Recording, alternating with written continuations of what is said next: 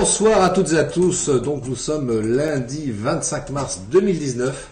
Il est 18h passées et ce soir donc on va parler commercial. J'ai invité Olivier Darras qui est dirigeant de l'entreprise You Cancel, qui fait du mentoring commercial. Et donc Olivier, de quoi va-t-on parler ce soir? De quoi va-t-on parler ce soir? Ah, tu l'as bien dit, tu l'as annoncé dans ton introduction, et on va parler de détails ce soir. Et on a tendance à dire que le diable est dans les détails. C'est-à-dire? Tu vas penser à un truc, mais le petit truc auquel t'as pas pensé, ça va pas marcher, et ça va nuire à l'ensemble de ton travail. Et le souci du détail est quelque chose. Ouais, on parle du diable qui est dans les détails, on parle du souci du détail. C'est quelque chose qui est dérangeant, parce que c'est une image négative. Ce que j'aimerais à travers le Facebook de ce soir, c'est vraiment vous transmettre, j'allais dire, ma passion du détail. Alors, souvent vous avez déjà eu des stagiaires qui vous disent mais pourquoi machin chose, ça revient à la même chose. Non, ça revient pas à la même chose. Si j'utilise un mot plus qu'un autre, c'est qu'il y a une raison. C'est ça des détails. Tu vois, tu parlais de pitch tout à l'heure. Quand on fait un pitch, chaque mot a son importance. Tout a une importance. Le mot, le débit dans la voix, l'intonation de la voix, tout a une importance, tout a un détail. Dans la relation client, tout est détail. Vous allez faire la différence avec les autres par vos détails. Parce que vos détails, déjà d'une manière naturelle, vont instaurer une notion de crédibilité et une notion de qualité. Et la qualité, ça se paye.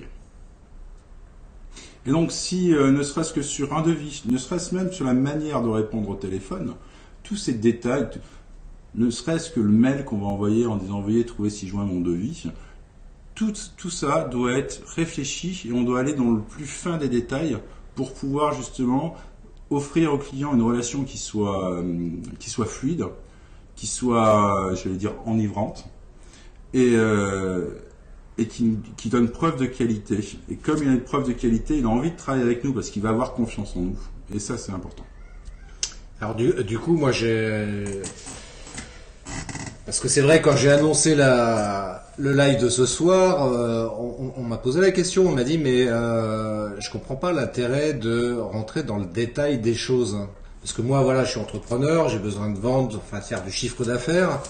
En quoi le fait de rentrer dans le détail de différentes choses dans mon activité commerciale que j'ai au sein de mon entreprise, en quoi c'est important? C'est quoi, par exemple, bon, tu l'as évoqué, effectivement, en termes de détail, on parle du pitch, mais pourquoi ça ferait la différence? Pourquoi ça me mènerait tout simplement à l'excellence? C'est ce qu'on va appeler la qualité perçue.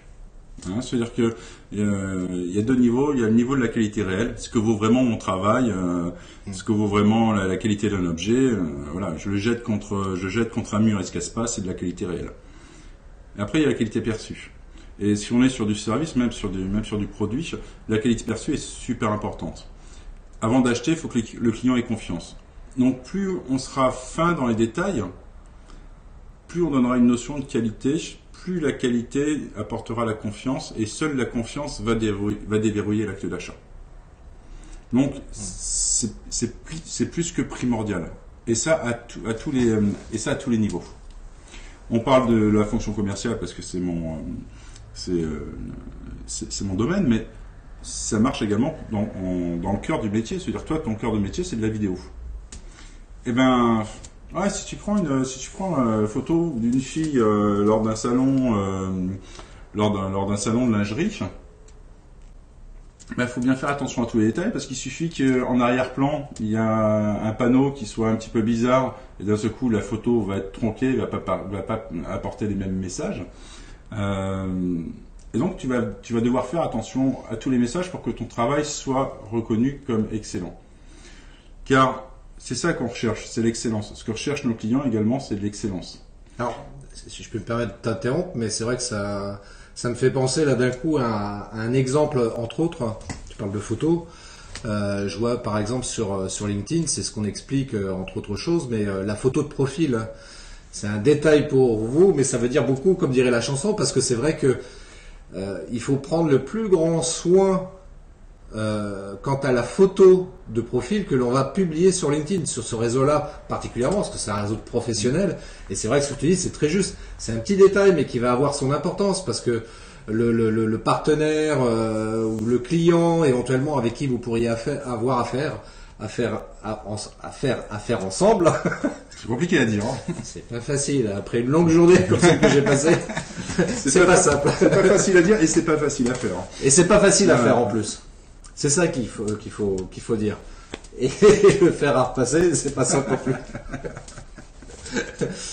Mais c'est vrai que sur LinkedIn en particulier, il faut prendre le plus grand soin à sa photo de profil, à ce qu'on va expliquer dans sa bio, aux liens éventuellement que l'on va partager, parce que voilà, c'est tous ces petits détails qui cumulés effectivement, et là je te rejoins, qui peuvent amener justement à faire du business et à être bon dans son domaine, en tout cas à valoriser son expertise. Et à montrer que voilà qu'on est quelqu'un de sérieux et on sait travailler correctement. À travers ça, ce qui me vient en t'écoutant, c'est dire aussi si je suis excellent dans ce que je fais, c'est que j'aime ce que je fais. C'est mieux. Et on peut pas arriver à quelque chose de bien si on n'a pas l'amour de ce qu'on fait. Hein, c'est parce qu'on va pas le faire avec plaisir, on va le faire avec contrainte. Et forcément, quand on fait les choses avec contrainte, on le fait beaucoup moins bien qu'avec plaisir. Donc, on va témoigner par là de l'amour de notre travail. Quand on voit un artisan qui fait une pièce quelle qu'elle soit, et qu'on a vu que même dans les moindres détails, il a réalisé son œuvre, c'est de l'excellence. Et là, on est satisfait et on sait qu'il aime son travail. Et on va pouvoir le recommander parce qu'il sera fiable. Ben, en termes commercial, le détail dans toute votre relation commerciale, ça témoigne de la même manière de l'amour que vous portez à votre client. Pas de l'amour. Attention, tu vas déraper, Olivier. Mais du vrai amour, d'aimer le même amour que aimer les gens. Aimer les gens. C'est exactement la même chose. Et là, vous allez lui témoigner. Les gens attendent d'être aimés. Donc, si la personne ne m'a pas compris et à travers des micro-détails, on fait la différence. Même si la personne n'est pas capable de vous l'expliquer, c'est ces micro-détails qui vont faire qu'elle va avoir confiance en vous, qu'elle va vouloir vous suivre, ou au contraire, qu'elle va avoir peur et qu'elle va vous dire que vous êtes trop cher, qu'il n'y a pas le temps, que l'année prochaine peut-être, envoyez-moi une brochure, etc., etc. Donc, les détails sont vraiment importants. C'est Léonard de Vinci qui disait les détails mènent à l'excellence, et l'excellence n'est pas un détail. Et c'est intéressant de rester là-dessus, qui nous amène d'ailleurs sur un domaine qui est à l'opposé par lequel on avait commencé. C'est-à-dire qu'à ce moment-là, le détail n'est plus un souci. Le diable n'est plus dans les détails, mais on va le valoriser en disant que la réussite est dans les détails. Alors justement, tu vois, ça me fait penser à un truc, tu vois, j'avais une discussion aussi là-dessus récemment concernant l'intelligence artificielle, concernant les chatbots qui sont de plus en plus développés, parce qu'effectivement, ce sont des véritables outils pour la gestion commerciale, pour la gestion des clients plus précisément. Ceci étant dit, tu seras d'accord avec moi, le problème du chatbot, ou de l'intelligence artificielle plus généralement, c'est que pour avoir une vraie relation avec le client et authentique, à un moment donné, il a ses limites parce que forcément, il connaît pas nos goûts, il connaît pas la mode. Moi, si j'ai besoin d'un costume, par exemple, il va pas savoir réellement comment me le proposer, et alors que la relation humaine permet de répondre à cette question-là. Alors, disons que l'intelligence artificielle peut te proposer des costumes, on le voit avec les Alandro, faut en dire deux autres, sinon après ils vont dire qu'on... Et Amazon, Amazon et la Fnac. Et la Fnac, voilà. Ah, c'est bon. C'est vite un procès, c'est cool. Voilà. Du coup, j'ai perdu le fil de ce que je voulais dire. Je parlais de l'intelligence artificielle. Ouais, l'intelligence artificielle, aujourd'hui, on achète avec des chatbots. Hein, la SNCF, oui, SNCF a réalisé au mois de novembre sa première vente de billets avec des chatbots. Donc, quelque part, partout où il n'y a pas de valeur ajoutée, on peut mettre du chatbot. Là où il n'y a pas de valeur ajoutée, c'est quand il y a une expertise, on va dire, qui est monosecteur. C'est-à-dire, ok, je suis capable de te vendre que des costumes. Et tu vas venir me voir et tu vas me poser des questions. Ce costume est-il en coton, est-il en lin, tout ça, je vais pouvoir répondre. Par contre, l'intelligence artificielle, elle est incapable de réfléchir de manière transverse. Elle est incapable d'avoir un effet waouh, elle est incapable d'avoir une émotion. C'est une intelligence froide. Et alors que l'humain va être capable. Et l'humain va être capable de dire que ouais, ce costume il est beau, mais il ne va pas. Et tu pourrais peut-être essayer un autre costume. Et dans ce cas, il faudra peut-être essayer aussi une autre cravate. Et on va peut-être voir les boutons de chemise. Et là, du coup, on en revient également au détail dans la vente. C'est-à-dire que sur une simple vente de costume, si je m'intéresse vraiment, je ne parle pas de vente additionnelle bidon comme ils nous font généralement. Non, je parle vraiment de s'intéresser au client. Monsieur le client, vous voulez quoi? Ben, j'ai une soirée, c'est importante. Elle est importante pour moi. Je vais être le plus beau ce soir-là. Ok. C'est quoi le plus beau pour vous? Ben voilà, je vais être élégant, machin, un costume, tac, tac, tac. Voilà les costumes qu'on a, ça vous va? Ouais, c'est super. Il faut la chemise qu'il y avait avec. Vous avez des chemises? Oui, j'ai des chemises, il n'y a pas de souci. Vous avez des boutons de manchette? Non, je n'en ai pas besoin parce que, ok. Et on va voir tout ce qui va être important. Et ça sera il y aura peut-être besoin d'une cravate, il y aura peut-être besoin d'un accessoire supplémentaire, d'une ceinture ou autre. On va vraiment s'intéresser, pas pour lui dire, on va te vendre quelque chose, mais pour dire, on va t'aider à accomplir ton projet. Et ça, c'est une différence de posture. Et donc, ça nous oblige à aller très loin dans la connaissance du client et donc dans les détails du client. Et bien évidemment, il ne faut pas hésiter à contredire son client. Oui, je me permettrais d'ajouter d'ailleurs une chose c'était une notion qui n'était pas forcément évidente pour moi, mais que j'ai un peu réalisé depuis peu, parce que c'est vrai qu'on a tendance à dire que le client est roi, et en fait le client c'est pas lui le roi. Le roi c'est vous qui décidez de vos conditions de vente, c'est vous qui décidez de vos produits, de ce que vous voulez vendre et à quel prix vous souhaitez les vendre. Alors après, il faut pas me faire dire ce que je n'ai pas dit, c'est pas pour autant qu'il faut pas essayer de chercher à satisfaire autant que possible le client, ça bien sûr, il faut toujours rester dans cette démarche-là. Pour autant, c'est pas à lui de décider de ce que vous devez faire. J'ai encore une expérience il y a quelques temps par rapport à ça. Tu vois, c'est un truc hallucinant, quoi. Client qui me dit voilà, moi si je calcule tes tarifs, en fait tu devrais me vendre la prestation à temps. Non, t'explique, c'est pas possible. Mes tarifs, je les ai travaillés. Enfin, je veux dire, c'est quelque chose que j'ai réfléchi pour trouver un juste prix entre.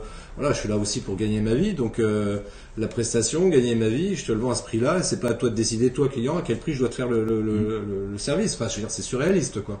Donc, je vais chercher à te satisfaire, bien évidemment. Je vais essayer de faire tout ce que je peux pour te satisfaire par rapport à ce que tu me demandes, mais pour autant, c'est pas toi qui dois décider à ma place de ce que je dois faire et comment je dois le faire et à quel prix je dois le faire. J'ai une petite phrase pour ça. J'ai tendance à dire que le client est roi, mais il est roi dans mon empire. Voilà, je suis d'accord avec ça. Voilà, je trouve que c'est effectivement plus. Je lui donne le cadre, il s'amuse comme il veut, mais il reste dans le cadre. C'est ça. C'est exactement ça, ouais, effectivement. Alors attends, parce que j'avais des notes aussi par rapport à ça. Alors.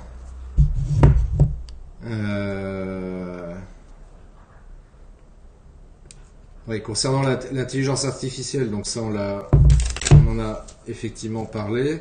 Ah oui, il y a un truc qui est vachement important effectivement aussi concernant le client, parce que c'est vrai qu'aujourd'hui la démarche elle est complètement différente à ce qu'on a pu connaître à une certaine période où le commercial arrivait chez le client et il lui vendait tout et n'importe quoi, enfin bref, il l'endormait et il lui faisait un petit peu de la vente forcée et sans que le client s'en aperçoive bien souvent.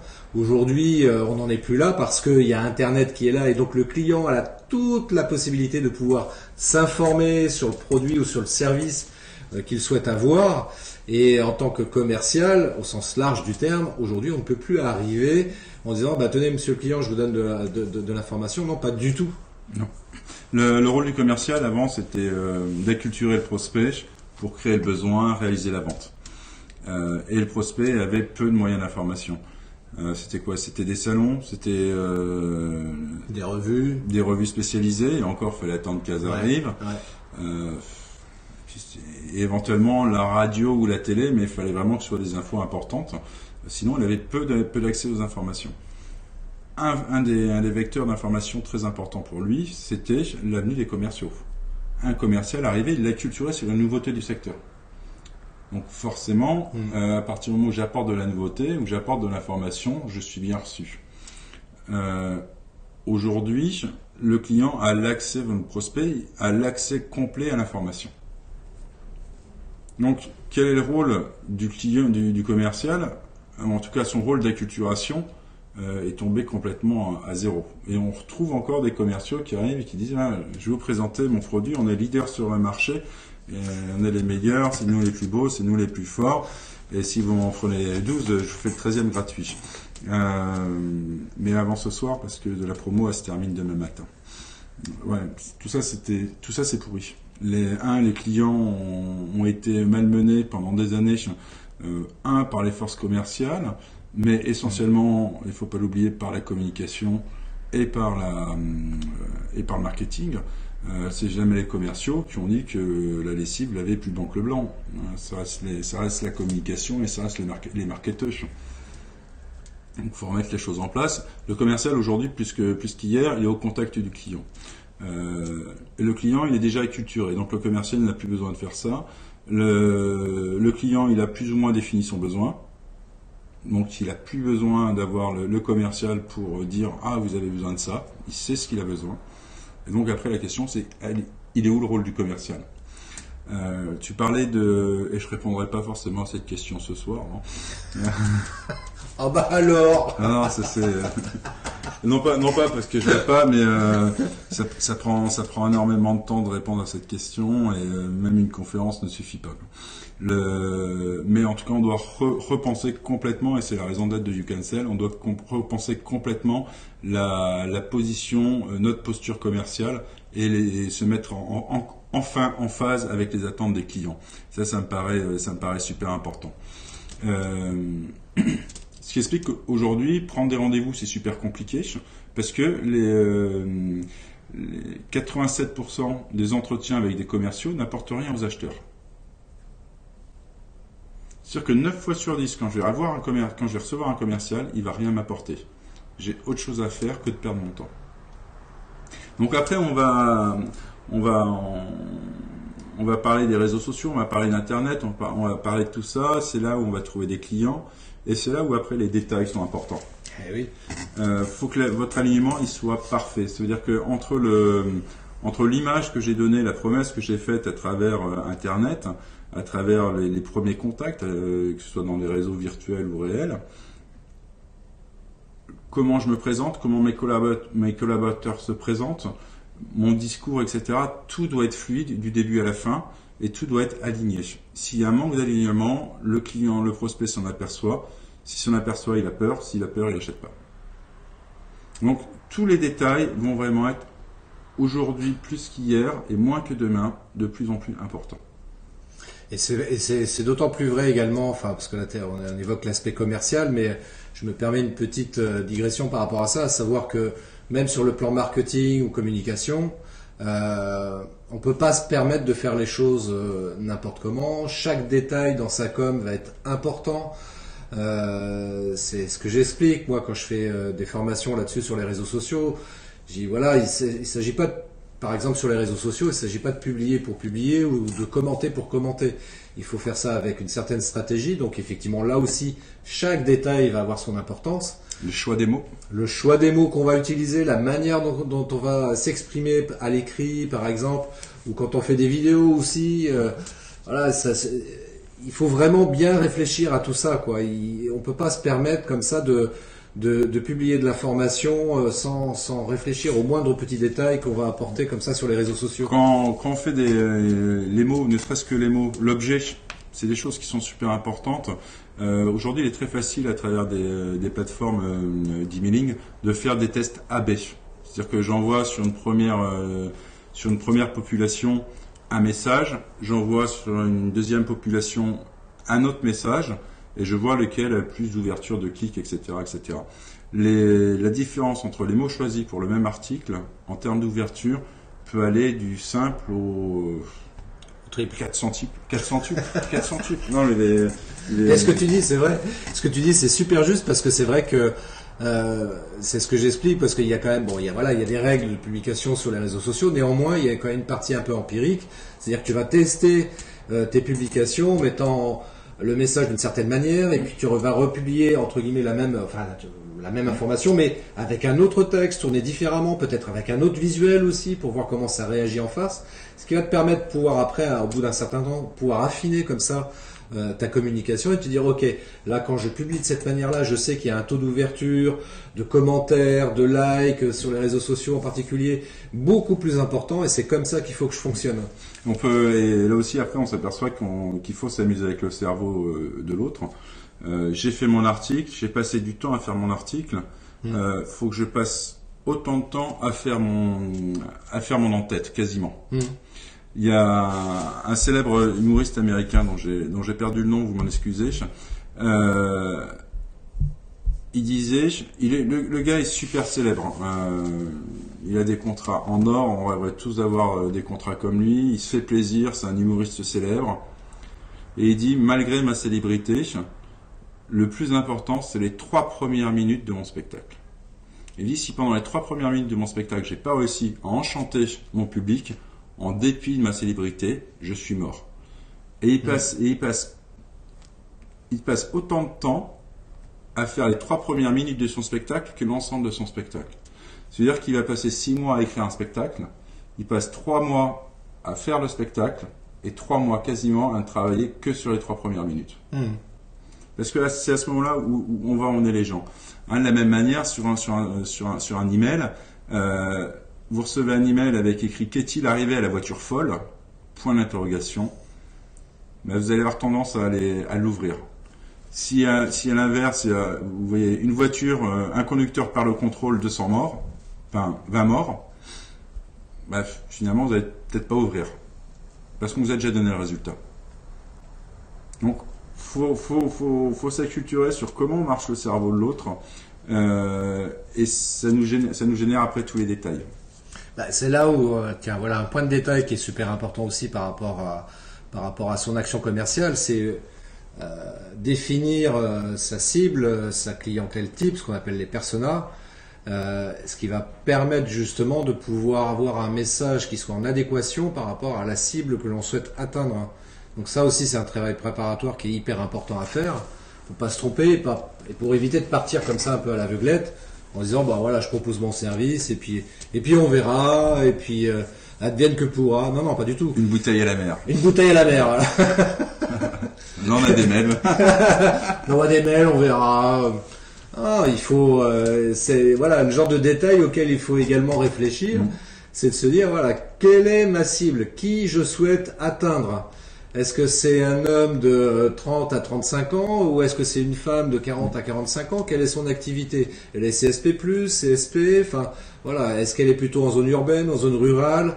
Et une fois qu'on a bien défini tous ces petits détails, on va pouvoir avoir une communication beaucoup plus efficace parce que forcément le message sera adapté à cette cible-là que l'on souhaite atteindre.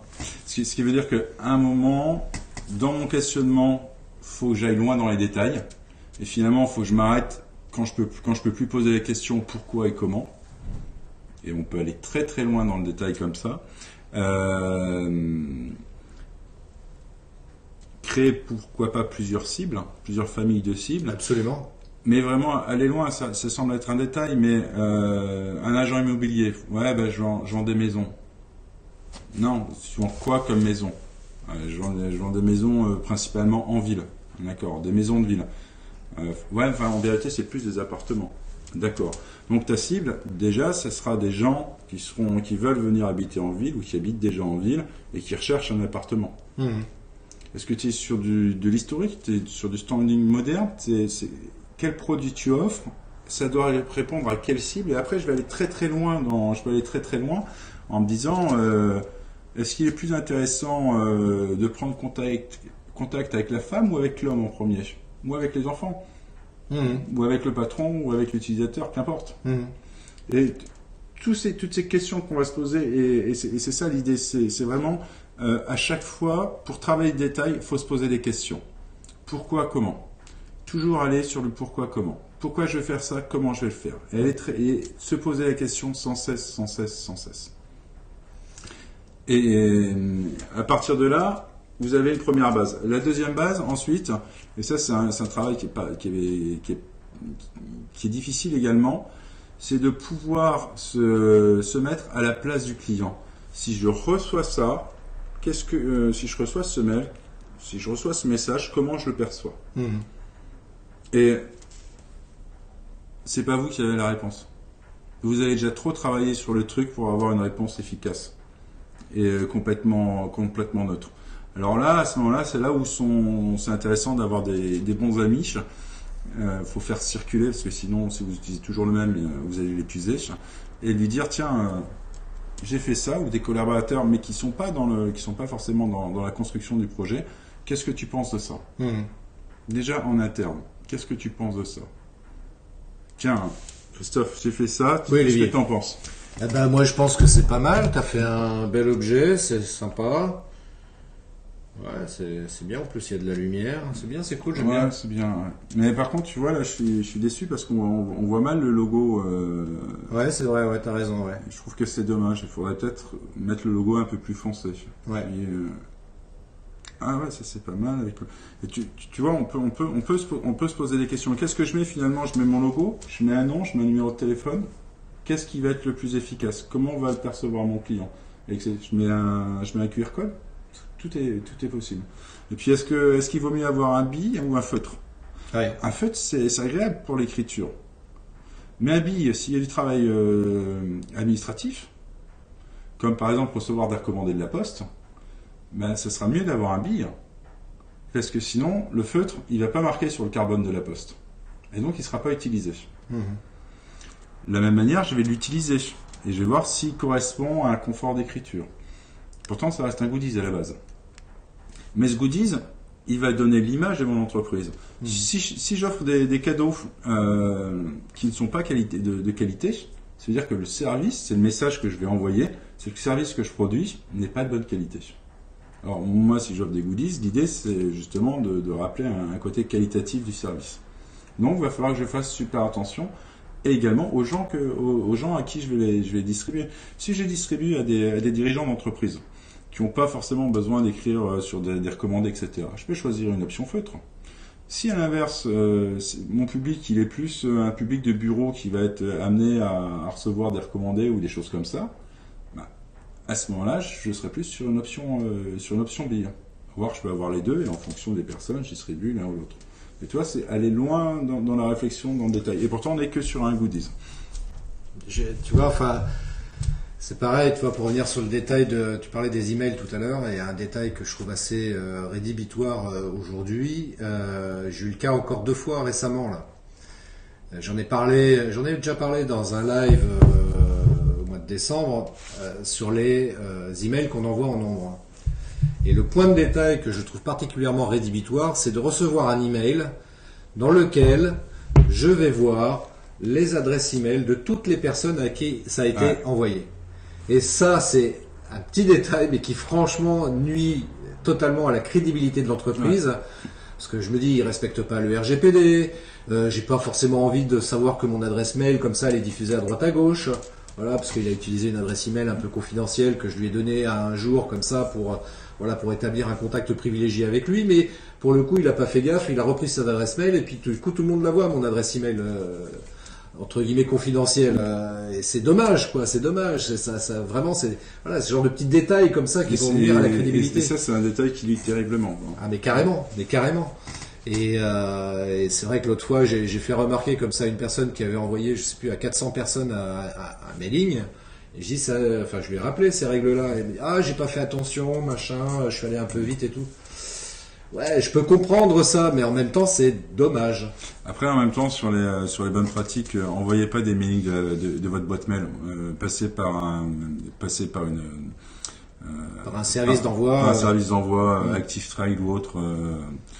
C'est super important parce que eux ont des anti-spam et ça nuit pas à la qualité de votre boîte aux lettres. Parce que lorsque vous enverrez après un devis, s'il se retrouve dans les spams ou dans les indésirables, le devis, il peinera à arriver à l'utilisateur. Donc là, c'est pareil, c'est un détail, mais c'est pas quelque chose qui coûte cher, mais je vais aller sur une plateforme, je vais charger mes listes et c'est eux qui vont s'occuper de l'envoi de mes mails. Et en plus, ils le font beaucoup mieux que ce qu'on peut faire depuis notre boîte. Exactement. Avec l'avantage qu'on peut également programmer l'envoi des emails. C'est ça, on a un tracking record, etc. On sait combien. Et là, on peut vraiment mesurer. On n'est plus dans la bouteille qu'on jette à la mer. On peut vraiment mesurer le taux d'ouverture et on peut faire des campagnes AB. Et ça, c'est des choses qui sont super importantes et super intéressantes. Donc, ouais, c'est un détail. Mais c'est la somme des détails qui fait l'excellence. Et ça faut pas l'oublier. Et du coup, la qualité et l'excellence va générer de l'attraction. C'est avec vous qu'on a envie de travailler. On rêve pas de conduire une Dacia en général, quoi. Par contre, qui ne rêve pas de conduire une Rolls-Royce, une Bentley, une Porsche, parce qu'ils nous ont donné envie. Une Corvette. Chacun son truc, tu vois. Ouais. Mais ils ont su nous donner envie et on a envie de travailler. Alors, à un moment, peut-être choisir des prix qui sont moindres. Et après, il y a justement ce fameux rapport qualité-prix qu'il faut pas usurper. C'est pareil, ça a été considérablement galvaudé. Donc, ce qui fait qu'aujourd'hui, on se retrouve avec des prestats qui sont très chers de mauvaise qualité, des prestats qui sont pas chers de bonne qualité, et on ne sait plus vraiment où se retrouver. Donc c'est pareil, c'est ces détails qui vont faire que vous êtes quelqu'un de qualitatif.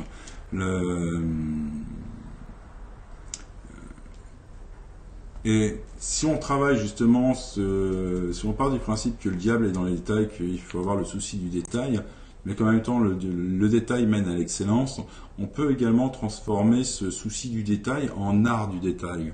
Et transformer ce diable est dans les détails en mes opportunités sont dans les détails. Et bien souvent, et travailler davantage.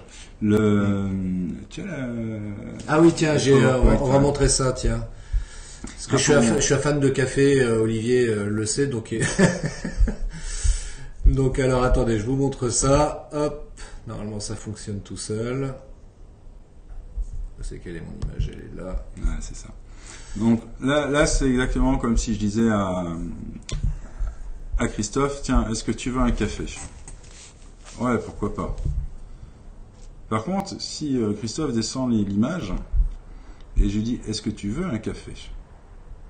Ben, on est d'accord, il va pas avoir le même enthousiasme pour le second café que pour le premier café. Et il sera même prêt à dépenser plus pour le deuxième café que pour le premier café. Et pourtant, le café, c'est le même. Mais la perception qu'on en a, on dit qu'avec le deuxième café, on va se régaler. Le premier café, il sera bon, ça sera notre café habituel. Mais le second café, c'est notre moment de bonheur. C'est notre petit moment de plaisir. Et je me fais plaisir avec ce café-là. Et s'il coûte 1,20 € au lieu d'1,10 €, je suis prêt à mettre la différence. Et c'est ça le message que j'aimerais vous faire passer ce soir. C'est travailler vraiment le détail pour le transformer en art, que ce soit plus un souci et que ce soit plus le diable se cache dans les détails, mais les opportunités se cachent dans les détails. Et on n'est plus dans le souci du détail, mais on est dans l'art du détail. Et si j'ai réussi à vous convaincre de ça, je serais super content. Donc, faut qu'ils te contactent, you can sell. S'ils sont pas convaincus. Il y a peut-être aussi une dernière chose aussi qui me paraît importante, entre autres, dans l'activité commerciale d'un entrepreneur et dans ce souci du détail. Parfois, effectivement, on rencontre comme ça des entrepreneurs qui, voilà, ils ont envie de gagner des sous, ce qui est normal, ce qui est légitime, parce qu'on est là pour faire du chiffre d'affaires, évidemment, et on est là pour gagner sa vie aussi. Mais il y en a parfois qui naviguent un petit peu à vue de cette manière-là. Ils disent, ok, moi j'ai envie de faire du chiffre, voilà, si je fais 50 000, 100 000 cette année, ça ira très bien comme ça. Ok, mais il me semble important justement de rentrer dans le détail des choses et de se dire, ok, précisément, quel est le chiffre que je souhaite atteindre cette année ? Est-ce que je veux atteindre 60 000, 120 000, 200 000 euros de chiffre ? Et pourquoi je veux l'atteindre ? Et pourquoi je veux l'atteindre ? Absolument, se donner une vraie bonne raison par rapport à ça. Parce que, voilà, on se dit, on va faire simple dans le discours, je veux faire 120 000 euros de chiffre d'affaires, j'ai 50% de charges, machin, enfin blablabla. Donc il me reste 60 000 en réel pour moi, ce qui représente à peu près 5 000 euros par mois. grosso modo. Voilà, est-ce que 5 000 euros, est-ce que ça me suffit? Est-ce que c'est ça, est-ce que c'est la raison pour laquelle je veux bosser?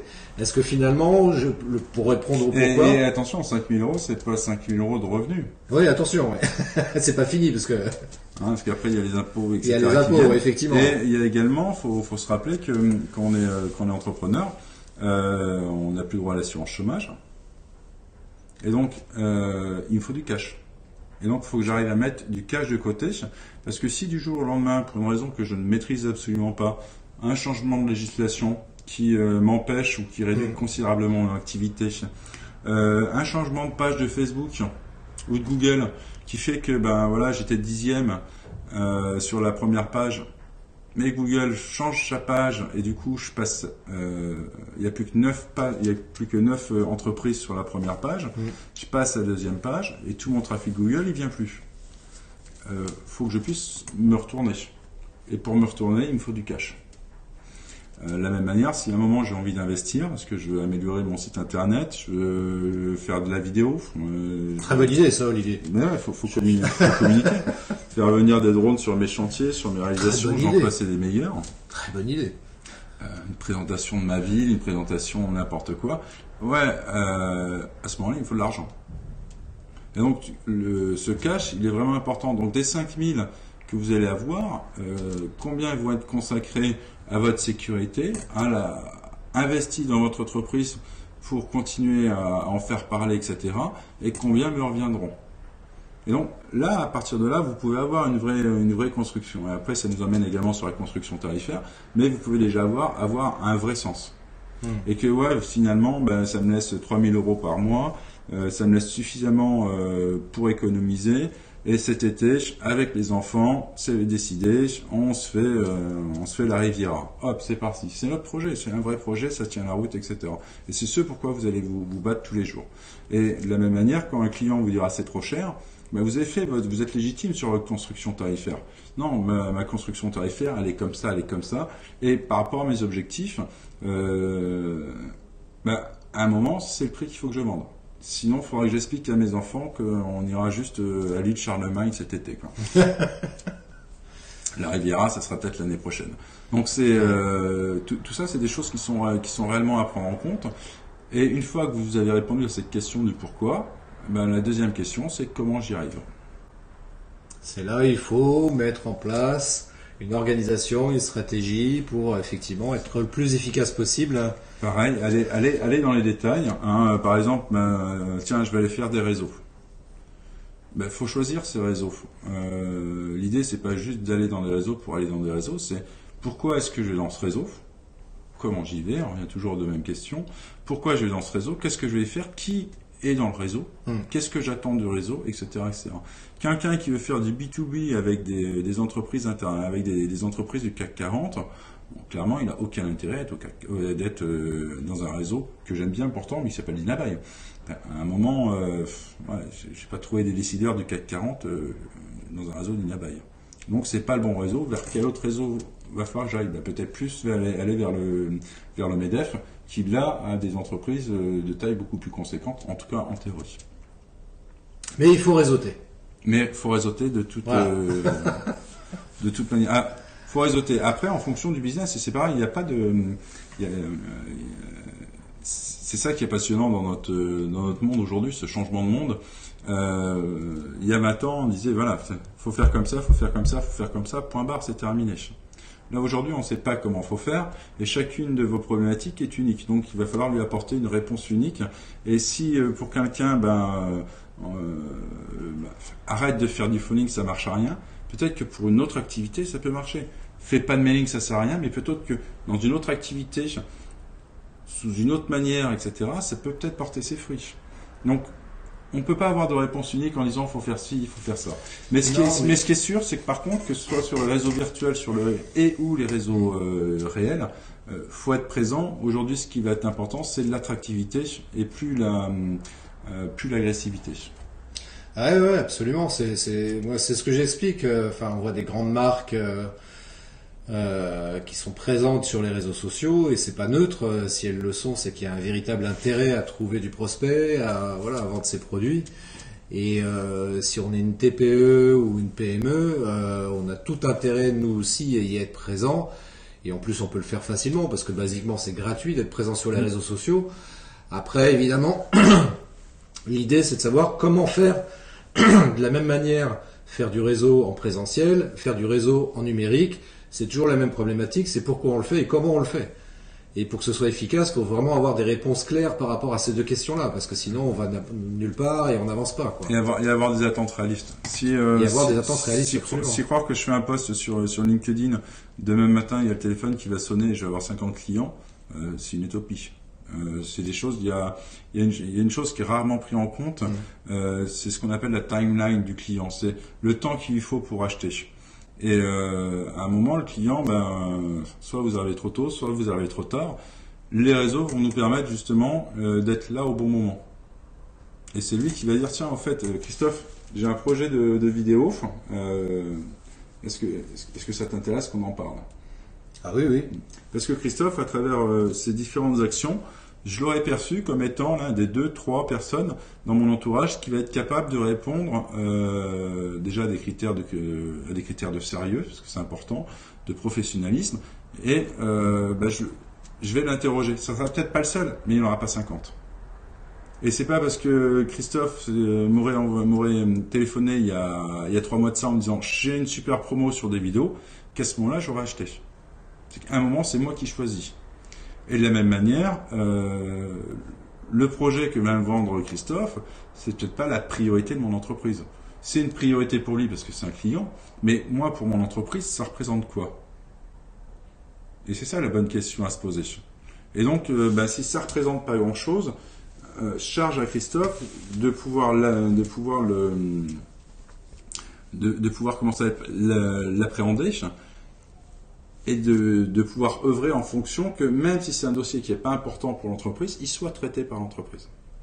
Et que ce ne soit pas un projet qui, comme tant d'autres, meurt dans une belle idée. Tu sais, pour répondre à ça très, très simplement, moi, comme tout le monde, d'ailleurs, je suis sollicité régulièrement et j'apporte toujours le plus grand soin à répondre, déjà d'une part rapidement, et deuxièmement, d'apporter une solution qui soit en adéquation avec l'attente du client. Après, évidemment, c'est là où je voulais en venir, c'est comme beaucoup, les gens me sollicitent et puis il y en a parfois qui réagissent pas. Alors je relance une fois, 2 fois, 3 fois, puis au bout de la 3e fois j'arrête parce qu'il faut arrêter aussi de perdre son temps si les gens sont pas sérieusement intéressés par la proposition que je leur ai faite. Mais voilà, ça fait partie du métier, ça fait partie du job d'avoir comme ça des non-réponses ou parfois des réponses même négatives tout simplement à la proposition que je peux faire.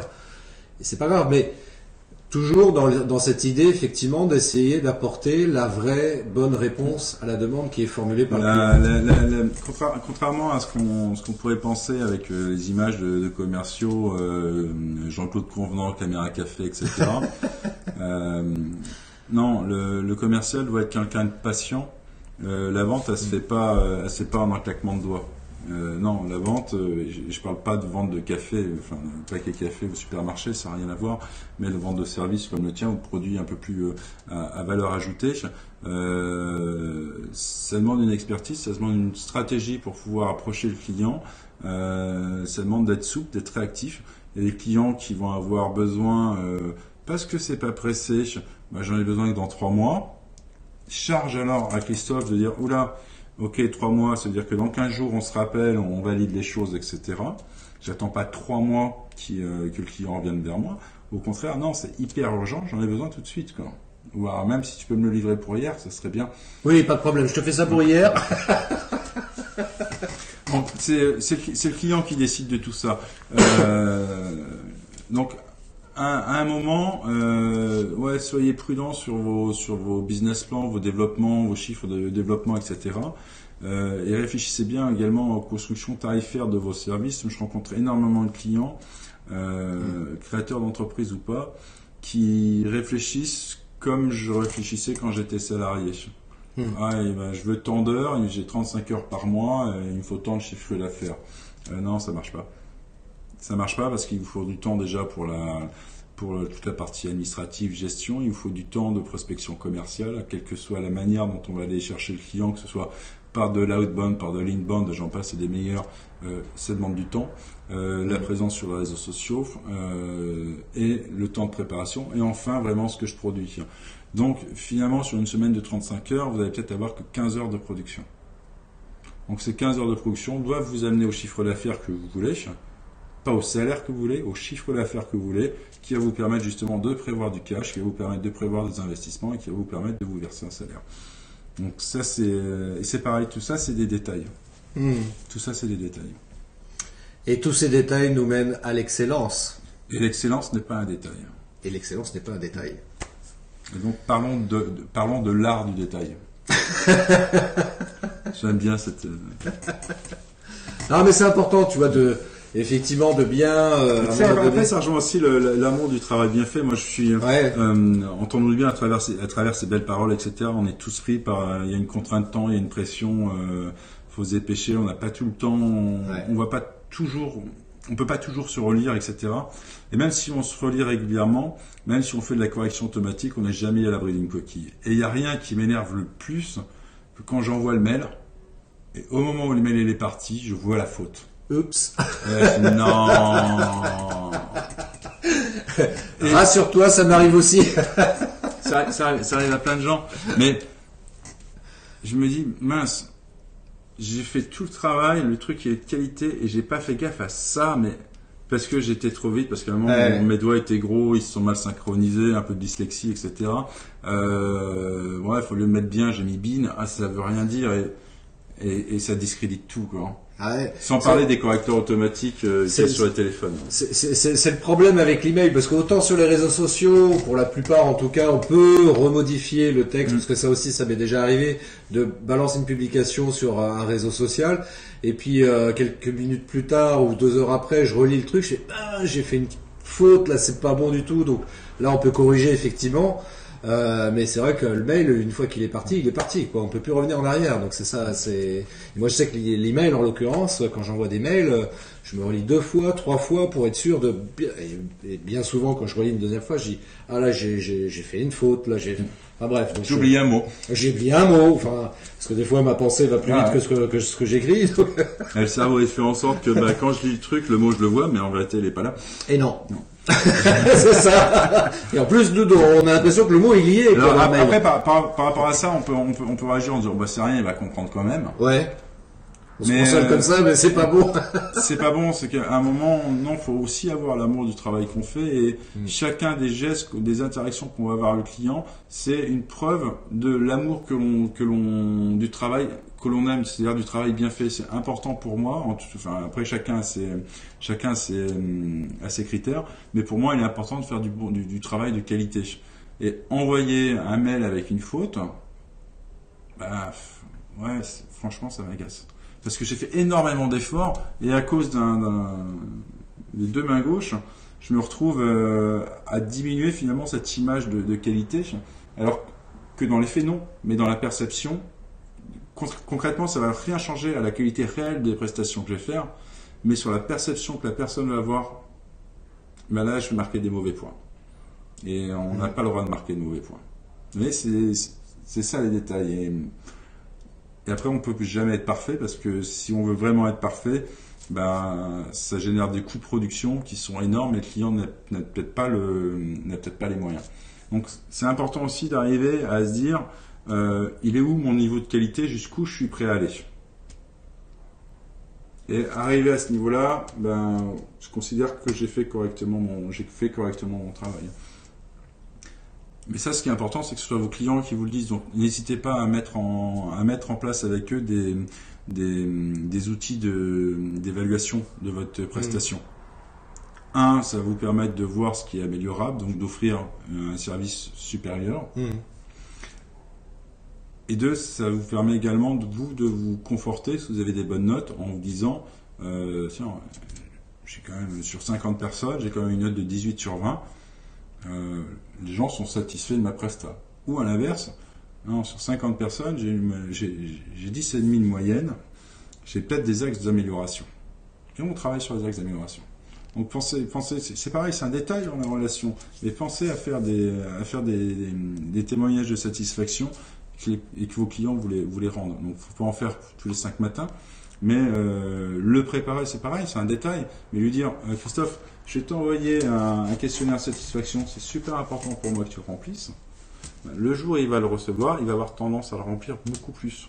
Parce que j'ai déjà amorcé l'importance que ça avait pour lui, enfin pour moi. Donc, c'est pareil. Et toute la relation commerciale, c'est fait de détails. Et c'est quand on oublie les détails qu'on a du mal à vendre.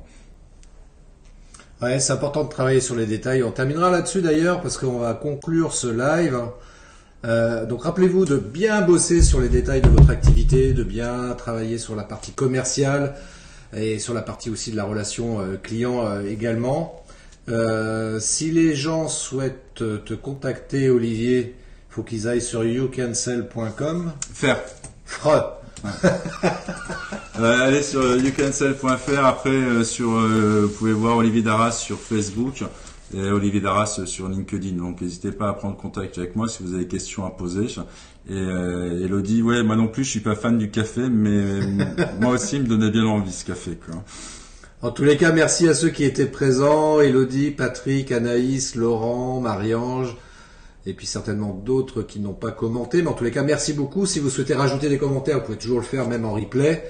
Et puis si vous souhaitez également contacter Olivier, donc Olivier Darras, vous allez sur son profil, sur sa page Facebook, sur LinkedIn, et puis sur son site internet également, youcancel.fr. Alors youcancel, ça s'écrit U-C-A-N-S-E-2-L. Donc ça se prononce à l'anglaise. Yeah. Français, ça fait U-cancel. Ouais, mais tu vois, U-cancel, ça le fait un peu moins bien. Ouais, c'est moins vendeur. Et après, c'est pareil, c'est les détails. Mais je me dis, pourquoi pas viser l'international dès le début? T'as raison. Ça m'évitera de rechanger, dépenser des thunes dans un nouveau logo, dans un nouveau nom, etc. Le truc, je l'ai déjà. C'est un détail, mais faut savoir anticiper également, c'est important. Ouais, on ne sait pas comment les choses peuvent évoluer, et puis peut-être que toi, et comme tant d'autres, tu as peut-être l'ambition, à un moment donné, d'avoir une dimension comme ça internationale. Déjà nationale, c'est pas mal. À la rigueur, je préfère l'international, parce que je préfère aller voir un client à la Guadeloupe, plutôt qu'un client à Clermont-Ferrand. Tu m'étonnes. Il y a des amis guadeloupéens, je peux venir. Ça fait un peu cher en frais de déplacement, je l'accorde, mais si vous mettez à plusieurs clients, ça sera pas cher. Ça se gère. Hein, ça se gère bien, ouais. Sans problème. Et je viendrai avec Olivier justement parce qu'il aura besoin que je fasse une vidéo pour montrer son travail. Puis même vous aurez besoin d'une vidéo de drone pour votre... Donc pensez-y à tout ça. Donc pensez à bien travailler dans le détail votre activité et puis voilà. Donc si vous souhaitez en savoir plus, encore une fois, youcancel.fr, vous pouvez le contacter. Et puis moi c'est toujours pareil, hein, c'était prod.fr. Vous allez sur mon site internet également pour retrouver toutes les prestations, tous les services que je propose, notamment en vidéo. Entre autres, mais pas que. Parce que mais le reste, on vous le dit pas. Faut aller sur le site ctprod.fr, vous allez dessus. Vous verrez, il y a plein de choses. Et puis, on reste à votre disposition, Olivier, comme moi, en l'occurrence. Si vous nous contactez par mail, on prend un rendez-vous téléphonique. Quoi qu'il en soit, je vois plein de cœurs, c'est cool, c'est marrant. C'est super sympa, parce que vos retours sur super intéressants, etc. Je vous en remercie parce que c'était le but. Et j'espère que maintenant on pourra parler d'art du détail et que vous appréhenderez les détails d'une manière beaucoup plus positive que ce qu'on a tendance à vouloir le faire croire. Et rappelez-vous, les opportunités sont dans les détails. Elle est bien cette phrase, gardez-la. Les opportunités sont dans les détails. Voilà. Et bien on termine là-dessus, Olivier. Merci à tous. Merci à toutes et à tous. Je vous dis à très bientôt. Christophe. Merci Olivier. Un vrai plaisir. Un plaisir partagé. Et comme j'ai toujours, longue vie et prospérité. Bye bye.